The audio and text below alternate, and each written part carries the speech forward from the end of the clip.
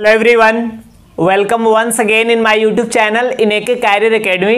तो देखिए, अभी हम लोग क्लास 9th के हिस्ट्री को पढ़ रहे हैं, जिसमें आपको 7वां चैप्टर स्टार्ट किया जाएगा और यह है शांति के प्रयास यानी पीस एफर्ट्स। और किस प्रकार की शांति के प्रयास के बारे में इसमें जानना है, इसको पहले हम समझा रहे हैं। तो देखिए, हमें पता है कि पूरे विश्व में अब तक 2 बार विश्व युद्ध हो चुका है, यानी वर्ल्ड वार्स 2 बार हो चुका है। इसे हम चौथा चैप्टर में पढ़े थे विश्व युद्धों के इतिहास में। और इसमें अगर हम बात करें फर्स्ट वर्ल्ड वार का, तो ये हुआ था 1914 से 18 तक। और इसके बाद बात करें हम सेकेंड वर्ल्ड वार का, तो ये हुआ था 1939 से 45 के बीच। अब देखिए, जब प्रथम विश्व युद्ध हुआ, उसके बाद प्रथम विश्व युद्ध में यूरोपीय देशों की काफी क्षति हुई थी, बहुत अधिक नुकसान हुआ था। और इस नुकसान के कारण अब यूरोपीय देशों ने सोचा कि एक ऐसे अंतरराष्ट्रीय संगठन की स्थापना किया जाए जो शांति व्यवस्था कायम रखने की प्रयास करे और उसके क्रिया स्वरूप फिर से कोई बड़ी युद्ध, ऐसा भयंकर युद्ध की शुरुआत ना होने पाए और हम इस भारी क्षति से बचे रहे। और इसी पर्पस से, यानी अब फिर से कोई दूसरा विश्व युद्ध शुरू ना हो जाए, यानी शांति व्यवस्था कायम रखने के उद्देश्य से फर्स्ट वर्ल्ड वॉर के बाद एक अंतरराष्ट्रीय संगठन का स्थापना किया गया, जिसका नाम है राष्ट्र संघ। और फिर इसके बाद राष्ट्र संघ की कुछ असफलताओं के कारण राष्ट्र संघ जो है इसका अस्तित्व समाप्त हो गया। और फिर सेकेंड वर्ल्ड वार की शुरुआत भी हो गई। लेकिन सेकेंड वर्ल्ड वार जैसे समाप्त हुआ, अब एक उससे भी अधिक अच्छे तरीके से प्लानिंग करके और एक बहुत अच्छे और बहुत बड़े संगठन का स्थापना किया गया।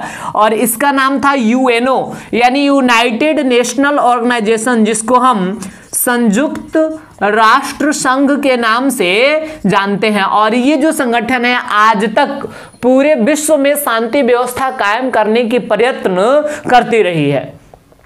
तो इस चैप्टर में हमें राष्ट्र संघ और संयुक्त राष्ट्र संघ के बारे में बहुत सारे चीज को पढ़ना है। सबसे पहले कि इसका स्थापना कब और कैसे हुआ, फिर हम जानेंगे इसके स्थापना के उद्देश्य कौन कौन था, फिर इसके बाद हम समझेंगे कि इसके सदस्य देश कौन कौन है तथा सदस्य देश होने की कौन कौन शर्तें हैं, फिर इसके प्रमुख अंग कौन कौन है, इनके सारे अंगों के क्या काम है, ये किस प्रकार सफलता प्राप्त किए या असफल भी हुए तो क्यों असफल हुए, इन सारे चीजों को इस चैप्टर में हम पढ़ने वाले हैं। तो आइए स्टार्ट करते हैं। सबसे पहले हम आपको बताएंगे राष्ट्र संघ के बारे में। तो देखिए, अगर राष्ट्र संघ की चर्चा किया जाए तो सबसे पहले हम आपको बता दिए कि राष्ट्र संघ जो है प्रथम विश्व युद्ध के बाद जो है इसकी स्थापना किया गया था। और रियल मायने में देखा जाए तो जैसे ही प्रथम विश्व युद्ध समाप्त हुआ, यूरोप के जो विजित राष्ट्र थे, जो देश जीते थे युद्ध में, वो चाहते थे कि तुरंत कोई ऐसे संगठन स्थापित किया जाए जिससे शांति व्यवस्था कायम रखा जा सके। लेकिन इस मुद्दे पे बात विचार विमर्श करना दूसरे पराजित राष्ट्रों के साथ उस समय युद्ध के तुरंत बाद संभव नहीं था, बिकॉज तनाव की स्थिति दोनों ग्रुप में काफी अधिक था। लेकिन 1919 ईस्वी की बात है, जब पेरिस में शांति सम्मेलन हो रहा था, पेरिस शांति सम्मेलन हो रहा था, तो इस शांति सम्मेलन में अमेरिका भी पार्टिसिपेट किया था। और अमेरिका के राष्ट्रपति थे उस समय, जिनका नाम था वुड्रो विल्सन। तो अमेरिका के राष्ट्रपति वुड्रो विल्सन के द्वारा 14 सूत्री मांग जो है रखा गया, यानी इस पेरिस के शांति सम्मेलन में वुड्रो विल्सन ने अपना 14 सूत्री मांग रखा सभी देशों के समक्ष। और इसी 14 सूत्री मांगों के अंतर्गत राष्ट्र संघ की स्थापना की बात भी कही गई। और इनके मांग को स्वीकार करते हुए अंततः 10 जून 1920 ईस्वी को राष्ट्र संघ की पूर्णतः स्थापना कर दी गई, यानी पूरी तरीके से राष्ट्र संघ की स्थापना जो है ये 10 जून 1920 ईस्वी को किया गया।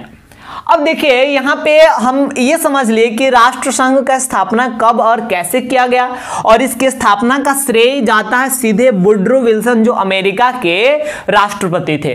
अब आइए हम आपको समझाते हैं कि राष्ट्रसंघ के स्थापना के कौन कौन से उद्देश्य थे और इसके सदस्य देश कौन कौन से थे।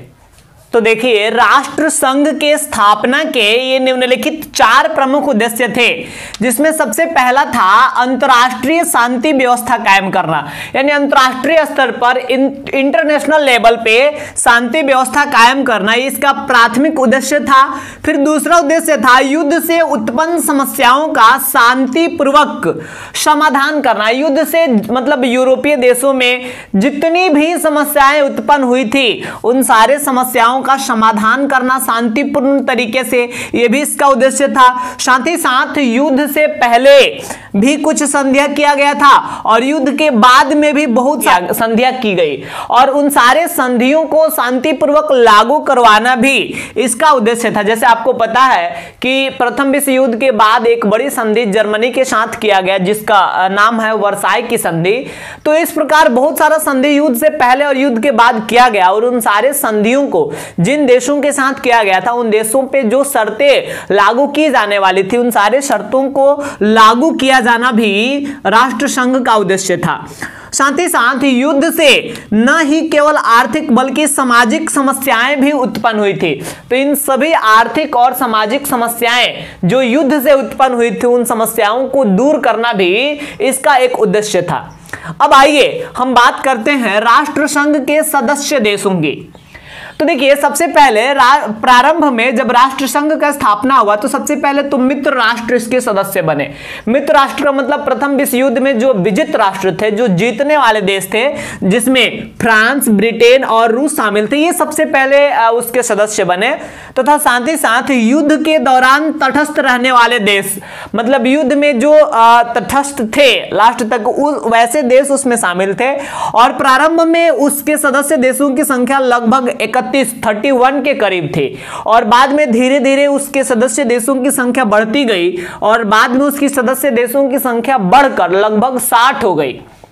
अब यहां पे एक चीज और आपको जानना है कि सदस्यता ग्रहण करने की कोई शर्त भी थी क्या, यानी क्या सारा देश जो जिस देश की मर्जी उसका इसका वो सदस्य बन सकता था? नहीं, ऐसा नहीं है। सदस्यता ग्रहण करने के लिए 2 शर्त था। सबसे पहला शर्त कि वह देश पूर्णतः स्वतंत्र हो, यानी कोई देश अगर पूर्ण रूप से स्वतंत्र है, किसी दूसरे देश का उपनिवेश यानी गुलाम नहीं है, तब उसको सदस्यता ग्रहण करने दिया जाएगा। तथा साथ ही साथ राष्ट्रसंघ के 2/3 सदस्य उसे संघ में शामिल करने हेतु सहमत हो।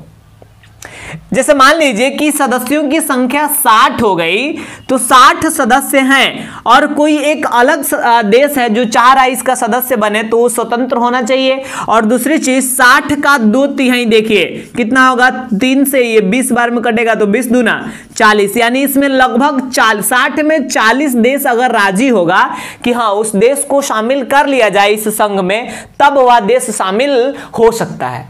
आए समझ में?